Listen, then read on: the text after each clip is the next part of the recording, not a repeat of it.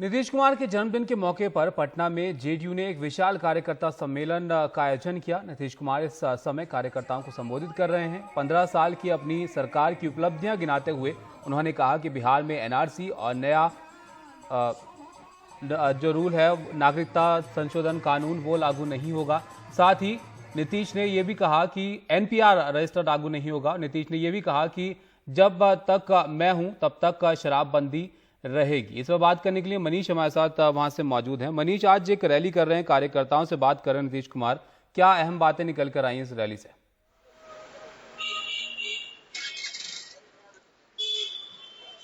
ताबिश, ये कार्यकर्ता जो सम्मेलन था वो खत्म हो चुका है। इस सम्मेलन में 3-4 बातें नीतीश कुमार की तरफ से मुख्य बातें रही।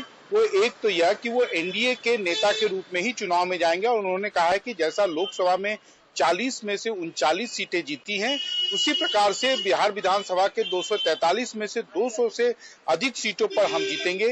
दूसरी बात उन्होंने कही है कि जैसे पिछले बार हमने 7 निश्चय किया था, इस बार भी हम कार्यकर्ताओं से फीडबैक लेकर जो है नई निश्चय लेंगे। लेकिन हाँ, उन्होंने एक बात कही है कि अगली बार अगर उनकी सरकार आई तो हर खेत तक सिंचाई का पानी जो है वो पहुंचाया जाएगा। ये संकल्प उन्होंने अभी से ले लिया है।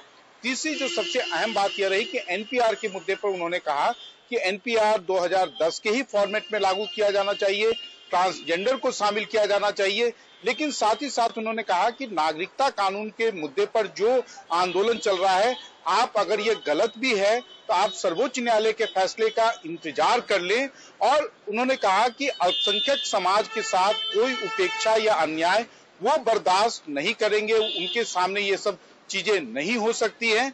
लेकिन हाँ, उन्होंने बार बार कांग्रेस पार्टी को और राजद को घेरने की कोशिश की। उनका जो भाषण था उससे साफ था कि इस बार जब वो वोट मांगने जाएंगे तो वो 15 साल जो उनका कार्यकाल रहा है और लालू और राबड़ी के 15 साल की तुलना करके वो जनता से वोट मांगेंगे। भाषण जो था काफी लंबा था, करीब 1.5-2 घंटे का था। और भाषण में जिस प्रकार से नीतीश कुमार एक के बाद एक यानी कि काला जार, पोलियो तक के आंकड़े दे रहे थे, उससे एक बात लग रही थी ताबिश की जो प्रशांत किशोर ने प्रेस कॉन्फ्रेंस किया था, कुछ आंकड़ों के माध्यम से उन्हें घेरने की कोशिश की थी, तो शायद नीतीश कुमार उस पर बहुत ज्यादा रिएक्ट कर रहे थे। जहां तक इस सम्मेलन में भीड़ का सवाल है, जो उनकी पार्टी के आयोजक थे जिनके ऊपर भीड़ जुटाने का जिम्मा था, उन्होंने जैसे बढ़ चढ़ कर दावे किए थे उसकी तुलना में ये भीड़ नहीं आई थी या कार्यकर्ताओं को गांधी मैदान तक लाने में सफल नहीं हुए थे। एक डिसअपॉइंटिंग था जो नीतीश कुमार ने अपनी भाषण में भी माना कि अगली बार से जब आप इस तरह के सम्मेलन करें तो कार्यकर्ताओं को भी बैठने के लिए उनके टेंट दिया जाए, जिससे कि जनता जो है भाषण के दौरान जो गांधी मैदान से ना निकल पाए। ताबिश, शुक्रिया मनीष ने सब जानकारी किया। तो नीतीश कुमार आज अपने कार्यकर्ताओं को संबोधित कर रहे थे और कई सारे मुद्दों पर उन्होंने यहाँ पर बात की। बात एनआरसी पर भी की, एनपीआर पर भी की और सीएए को लेकर भी वो अपनी राय यहाँ पर स्पष्ट करते हुए नजर आए।